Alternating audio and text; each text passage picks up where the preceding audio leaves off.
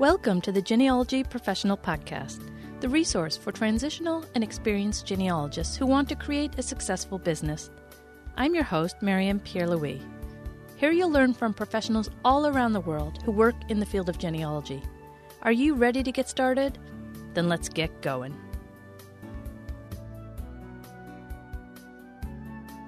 This podcast is sponsored in part by the Association of Professional Genealogists. You can find out more about them at www.apgen.org. Welcome to episode 23 of the Genealogy Professional Podcast.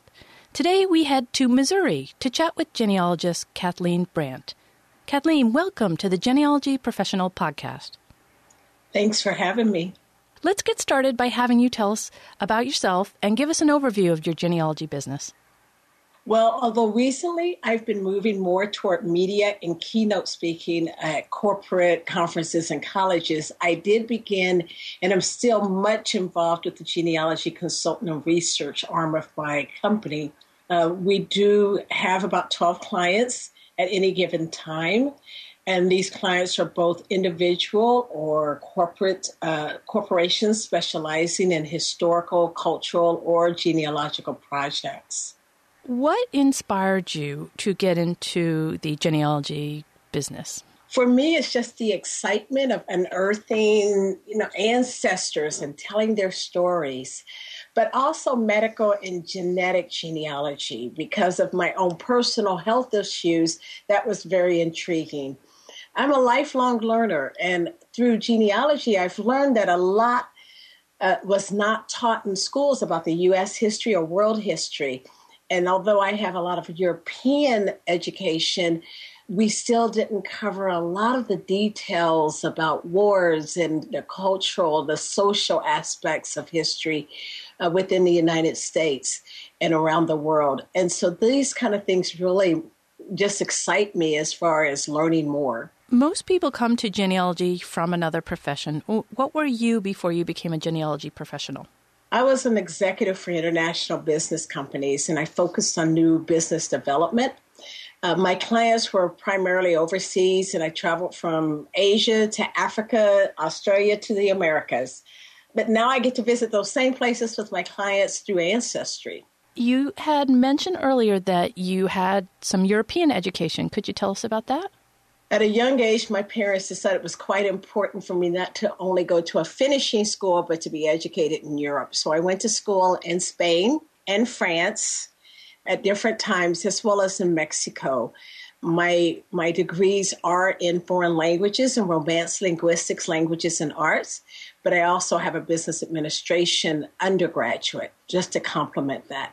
So what skills did you bring to your genealogy business when you started it, and how have they helped you? For me, because of my business skills, I would say really my writing. I was a tech writer when I first started off in business. And then even later, after I finished 20 years of business, I went into teaching at college level.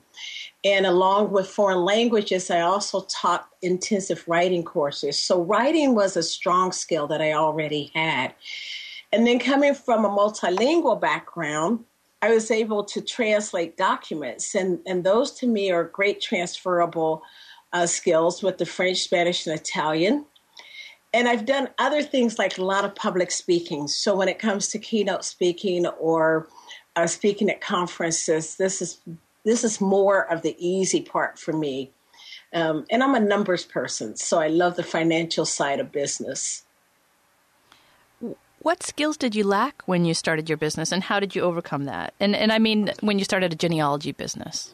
When I started my genealogy business, I would say my biggest skills that I lacked was just really the genealogical proof standard and citations. And I have to say that's still my weakest. The citations, even though I learned through the years MLA and APA and Chicago style, I would still say GPS is a weak area for me.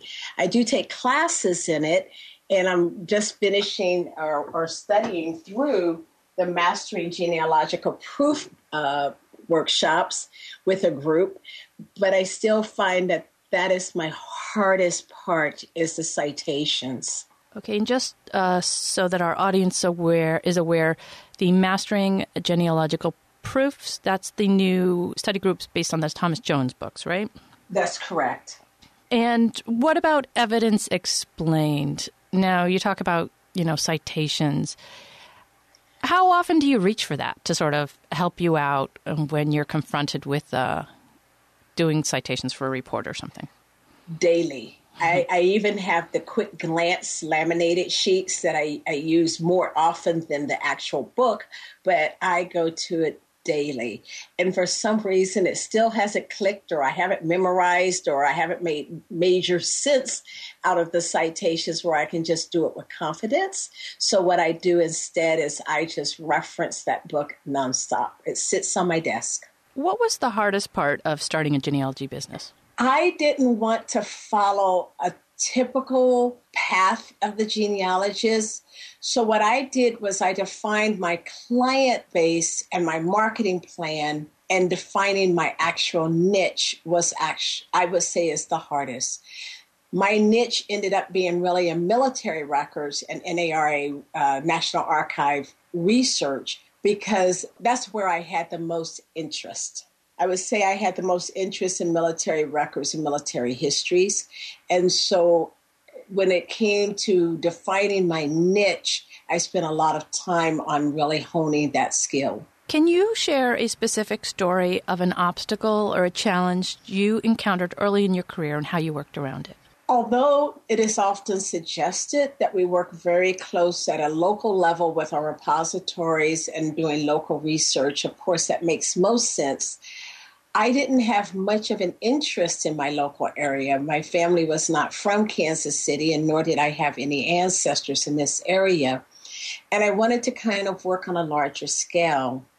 So what I did was I had to define what I wanted to do as a premier researcher, and I needed really reliable partners and mentees or interns or others who were willing to work with me. So for me, the hardest part of my early career was surrounding myself with a team and developing a good, strong team that was nationwide as well as overseas that I could call on to assist with client work. When you work with a new genealogist for the first time, who you want to rely on to help you, what are some of the factors that you look for in somebody who's going to turn out to be a successful partner for you? The truth is I really rank the importance of the final reports. I need genealogists that are extremely organized and who can write clear and thorough reports, organized reports. That is my hardest part. I have no problems with them calling me 3 times a day for guidance, because a lot of the people I begin to start with, they might be classified as far as our classification here in the office might be classified as an intern or a mentee or a junior researcher. So they can call into the office for guidance at any time of what should we do next. But it's summarizing their research that is most important to us here in the office. Because if I have to rewrite a report that you wrote, we essentially have lost money. Now, you've mentioned the word mentee. Are you mentoring genealogists? I do. I do. We take on, I take on 2 every 6 months, and they normally work within the company on different projects. Sometimes I have more, but normally I would say it's 2 as far as a mentee, in that they are really wanting to build their own business. And when they're building their own business, they use me for guidance, and I'm okay with that. I mean, that's what we want to do. We want to encourage people to build their business. How do you find mentees, and how do you go about choosing them? They normally find me. they call me, or if sometimes it starts with a project in their area or in their local area where I need assistance in a local repository. And if they reach out and say, what I really want to do is build my business in this area, do you have a lot of business, in California or in New Jersey, then I can work from there. And sometimes they will just need advice on what to do next on a business level. And again, we're free on that part because I have this true entrepreneurial spirit where I think you pull people up while you also get to have a win-win situation, as they end up being a reliable researcher for A3 genealogy. That's great. I love all of that. That's excellent.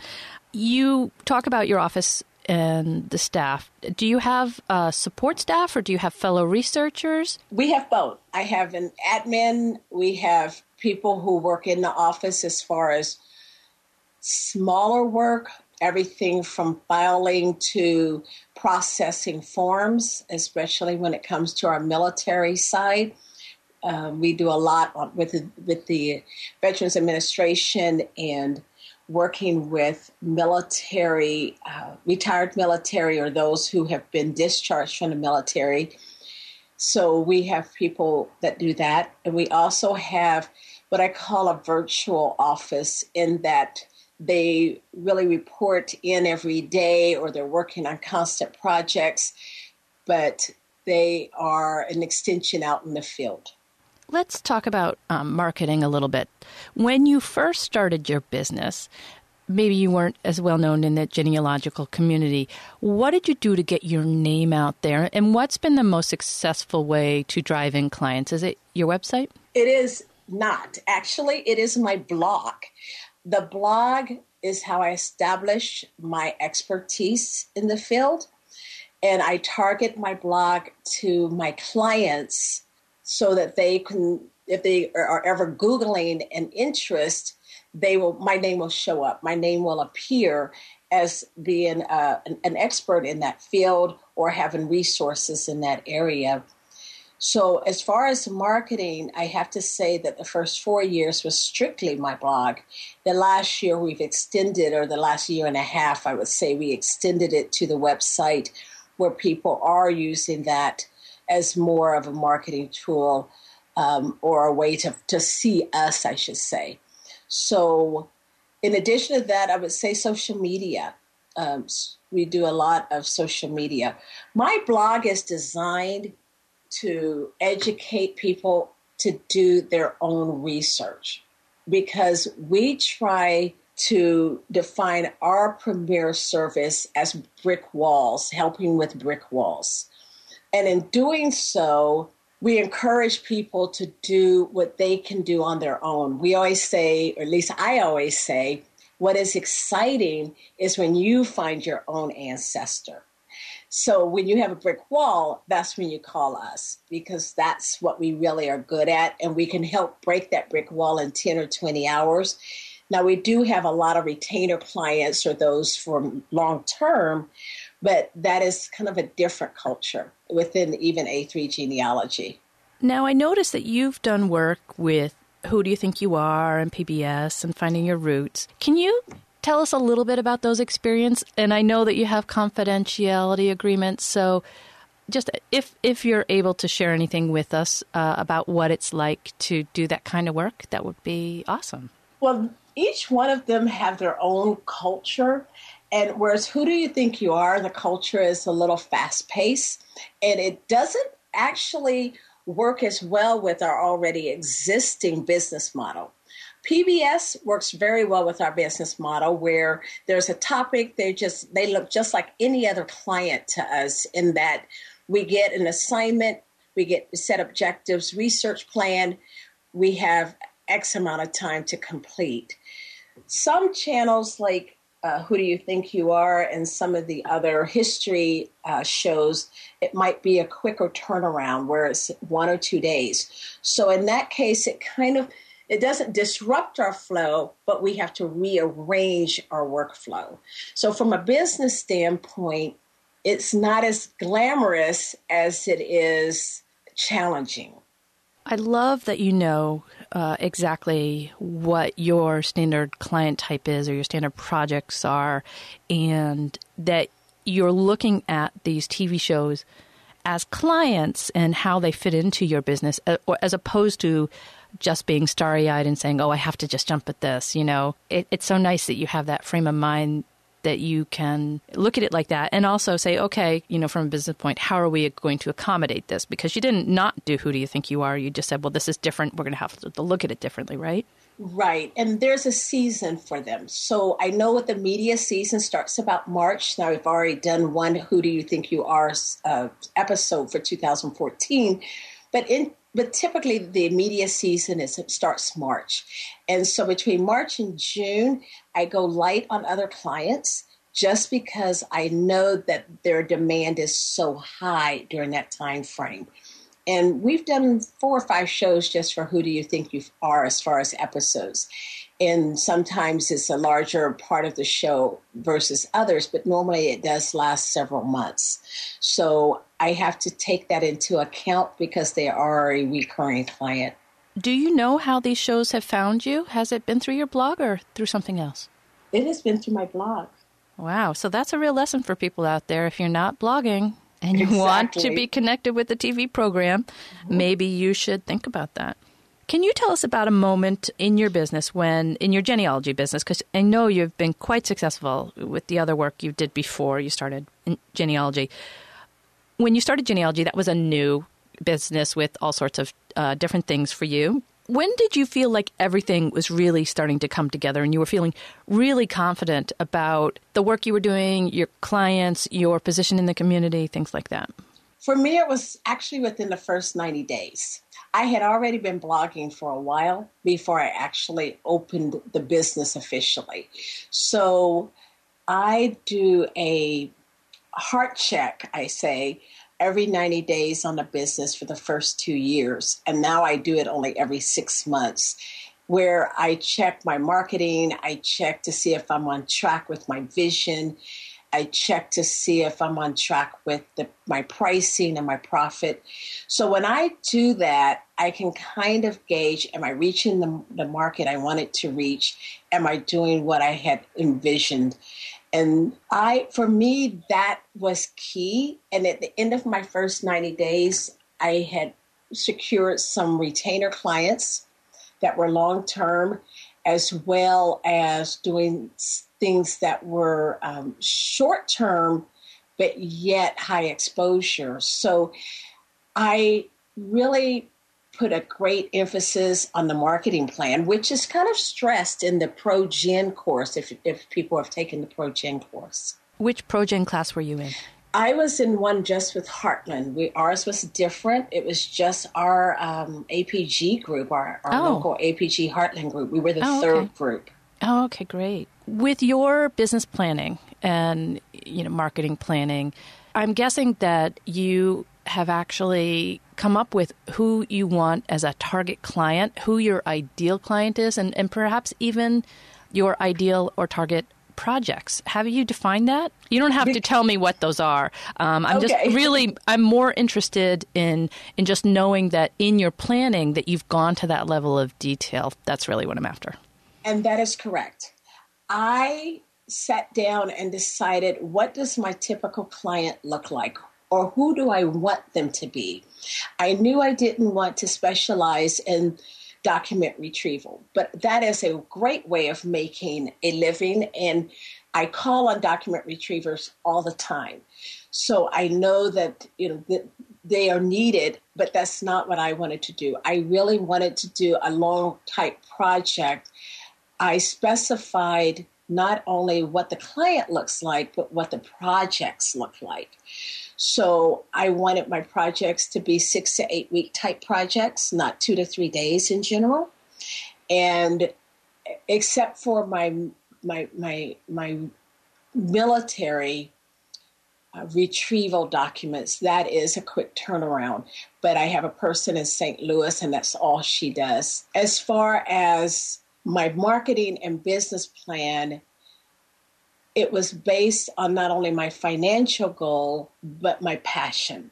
So because of that, I am specific on the clients that I take, and I also often will recommend others to take on a client, or this is when I might subcontract a client. I just wanted to point out and stress for our audience that it is within your power to determine your ideal client and your ideal project. And that's why I wanted to ask you, Kathleen, because I suspected that you were at that level. Now, for our audience, if you're new to genealogy or you're new as a professional, you may not have the experience yet to be able to do that. You are going to need to work with clients for a little bit before you understand, well, what do you like and what don't you like and where do you want to focus your time and your energy. But after you gain experience, you want to be, like Kathleen, not just setting overall goals, financial goals, but you want to specifically target who do I want my client to be like and what type of projects am I going to do? And that's a really worthwhile goal to focus on. Can I just add to that? Absolutely. One of my early clients was in that plains of Western Alaska, and I learned very quickly that I never want to do another one of those projects because there was not a lot of resources for me. And it seemed like people would get on a snowmobile and disappear. And that was as far as I could find them. And there was never an obituary because there weren't newspapers. They didn't have the resources that I needed to be successful for what I wanted to do. So that was another big key, is how familiar was I with local, state, and federal repositories for the area in which I was about to research. And that helped me also define my target market. Thank you for that. And that's an important piece of it. So not only are you defining who you want to target, but you also need to define what you don't want to do. And exactly. And that is in all businesses, not just in genealogy, but that's critical in all businesses. Discovering, yes, no, I don't want to do that. I'm not going to do that again. And make a point of that. Right. Many genealogists offer a wide array of services, such as writing and speaking and client reports. And you've already mentioned that you do, I'm guessing you like to speak because you're doing keynote speaking. How did you determine what services that you wanted to offer to grow your business? As far as determining the services I wanted, I narrowed it down to my top 5. And I did this really through the years. I would say after about the second year, I had really narrowed it down to 5 services that I wanted to offer.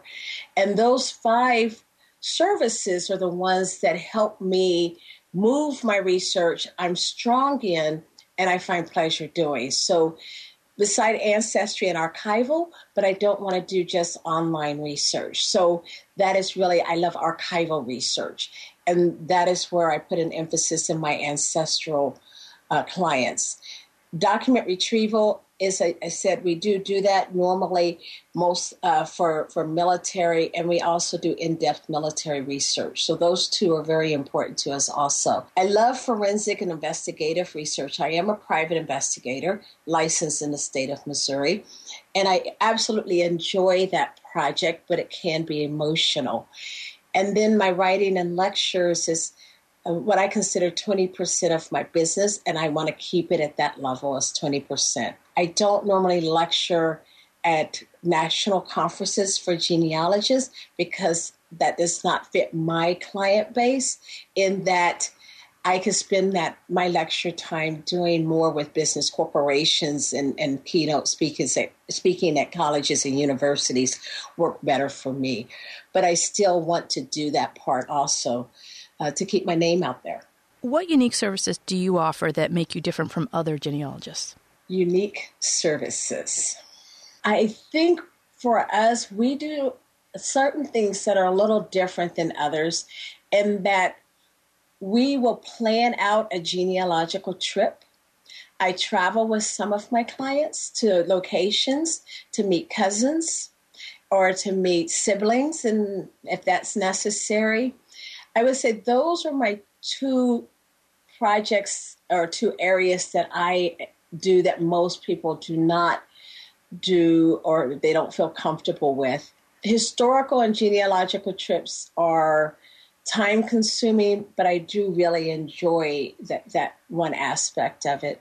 What's the farthest you've ever traveled for a genealogy trip? Australia.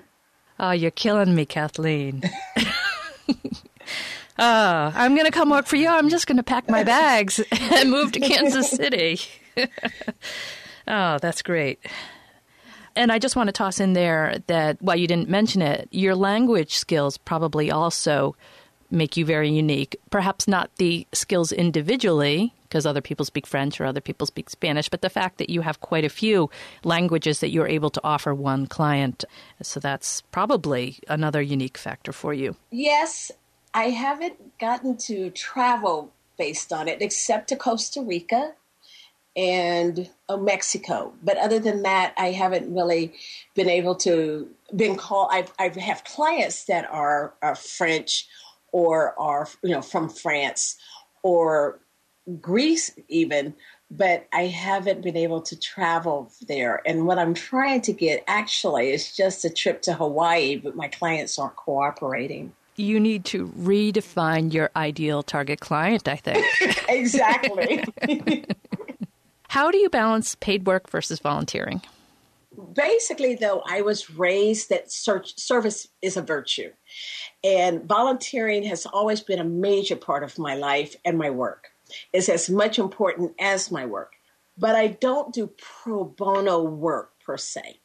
What I do dedicate is my volunteer work as very specific, in that my volunteer efforts are extended to the Midwest Genealogy Center, where I do free 1-hour consultants as a specialist, whether it's in DNA analysis or brick wall issues or translations. And the only other true volunteer work that I do as part of my genealogy is on a national level. I try to be involved with one of the national organizations. So up to this year, I've worked for the APG membership committee.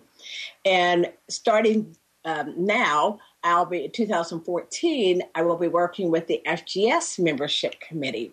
And I find those things to be important to give back to what has served me well. But I also do volunteer work around education. I'm on the college board, and I also try to have something about health, because that's always my genuine concern. And so I work on local galas for either the Lung Association. This year it will be for the Medical Mission. So as far as paid work, all my work is paid. And when I take in a mentee, remember, I am also still making money from that project. And I consider it more as an apprenticeship.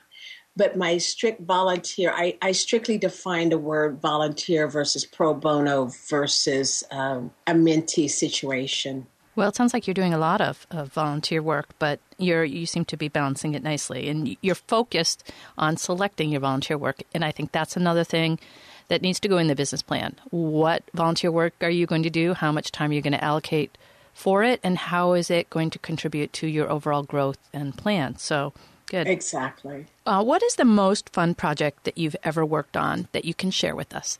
I think my most favorite was working with a client who was related to the Salem witch trial executions. So that was my favorite. It was a very long-term project, 11 generations, but it was my favorite project, and I learned so much from doing it. It was a real eye-opener. But I also love forensic genealogy when I'm working with unknown heirs or war babies, especially war babies. I had a fascinating forensic case that I mentioned out of New Zealand and Australia. And I think the best part of that is that it had a happy ending. Nice, nice. Let's take a quick break to hear a message from the Association of Professional Genealogists. Hi, I'm Kathy Damaris, the Vice President of the Association of Professional Genealogists. The very first step I made towards my career as a genealogy professional was to join APG. At that time, the idea of researching for clients was just the spark of an idea in my mind. My APG membership brought me into contact with the best minds in the field and helped me learn about the array of educational opportunities available and the steps I needed to take to reach my goal. My first clients found me through the APG membership directory, and many of my clients still find me there. After a lot of education and hard work, I now have a full-time career as a professional genealogist. My membership in APG is one of my most valuable business assets. If you are thinking about a career in genealogy, I hope you'll join us too. Please visit us on the web at apgen.org, apgen.org. All right, Kathleen, we are going to enter the lightning round. I am going to bombard you with a bunch of quick questions, and you are going to come back with brilliant answers that Okay. are going to be helpful for all the genealogists that are listening to us. Are you ready? Yes. Okay. What was the one thing you were most afraid of in starting your business? Being bored. I'm easily bored with people and things, and I was afraid I would be bored. What is the best advice you've ever received? To surround myself with good energy and good people. What is one specific action listeners can take in the next 24 hours to help them transition into a genealogy career? Write a complete business plan with your financial goals. Do you have a productivity tool or an app like Dropbox that you love and can share with our audience? I use Dropbox, Evernote, Google Drive, and Hootsuite. What is your preferred social media channel? Twitter. Basically because you can get a quick pulse on the genealogy community. If you can recommend one book for our listeners, what would it be? One book. Well, that would have to be the Professional Genealogist book. All right, I'm going to let you have two books. Pick something more specific to you, such as military records or a geographic area that you particularly like. What would be something that would reflect who you are as a person?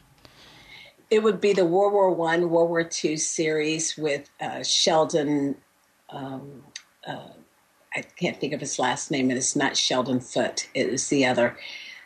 I can't think of his name, sorry. Oh, that's fine. I'll look it up. No problem. That's Okay. great. Okay, hypothetical scenario, and I have to change this up for you. In this hypothetical scenario, you have to move to Greece, and I picked Greece because it's one of the languages that you don't speak. Okay. Okay, so you don't know anyone, you don't speak the language, you're not familiar with the research and the record groups in that new location. What are you going to do in the first month to hit the ground running and start a new genealogy business? I think I would first do a cursory online research to see what the repositories are in that area. Then I would go and try to meet some archivists in repositories and museums. I also get involved in the state, the provincial, or the local historical societies or genealogical societies, if there are any, and know what holdings they might have. Give our audience one parting piece of advice, and then tell us how we can get in contact with you. I always say that most businesses are not lucrative, not because the person doesn't know their craft, we normally do, but because they fail to tend to their business affairs. And I teach a class called Making Money, and it never fails that most people there haven't written a true business plan. So I really encourage everyone to do that. And I say at the beginning of your business, you'll spend 80% of the time emphasizing in marketing and networking. But by the fifth year, you should be spending 80% of your time doing client work and having about 20% to maintain that marketing and business. As far as getting a hold of me, I would say the best way to contact me is through my website or my Gmail, which is both a3genealogy.com or a3genealogy@gmail.com. And that's the letter A, the number 3, genealogy. That's correct. Yeah. Kathleen Brandt, thank you so much for coming on the Genealogy Professional Podcast today. And thank you. Well, that was a great interview with Kathleen Brandt. And we learned the importance of targeting your clients and setting goals as a way for determining what type of projects that you want to work on and what type of clients that you want to work with. And I think that it's really important that we give some thought and consideration to this and try to shape our future going forward by really thinking about what do we want to do with our business and what type of clients and projects do we want to work with. Some of the other really interesting takeaways from this interview were learning about the television shows, Who Do You Think You Are, and PBS, and how they're not all the same. And for those of us who haven't worked with the television shows, I think it's really interesting to learn that and how you have to think of them as projects and fit them into your schedule. How are you going to juggle something that's very disruptive when you have a long-term project? So really interesting food for thought on that one. And another great nugget that we should all give some thought to is Kathleen's mentioned that, most of her business comes from the traffic driven from her blog. And I suppose it's possible that, you could do the same thing with your website if you didn't want to specifically do a blog, but you'd have to update your website a lot in order to get that same effect of writing content on your blog. But remember, Kathleen said that the television shows found her through her blog. So is that something that you want to do? Do you want to start focusing on your blog as a means of generating clients and even potentially high visibility projects? And the last thing that I'll just mention here was it was fascinating to learn that Kathleen was a licensed private investigator. We've had one or two of those before, and it's always very interesting to me that professionals have that in addition to their other toolkit. And it just goes to show that there are a lot of different aspects of work or different tools that you can use in your work when you're under the umbrella of genealogy. Before we go, we have to do an action item. And so this week, I think we'll hone in on the little discussion that Kathleen and I had about what her unique skills, her unique offerings were. And I'd like you to think about what is it that you have that is unique? Do you have languages that other people don't have? Do you have a particular focus on a certain type of project? Do you have you established a niche? Do you work in a certain geographic area, or do you have access to records on site that many genealogists do not have? What is it that makes you unique? Also, think about not just unique from all other genealogists, think about what makes you unique compared to other genealogists who are in the same niche as you and who do the same general topic as you. What separates you from them? So for this week, I'd like you to focus on making a list, let's say 2 to 4 items of what makes you and your business unique. And you're going to do it in general, unique from all genealogists, and also specifically within your niche. Until next week, so long.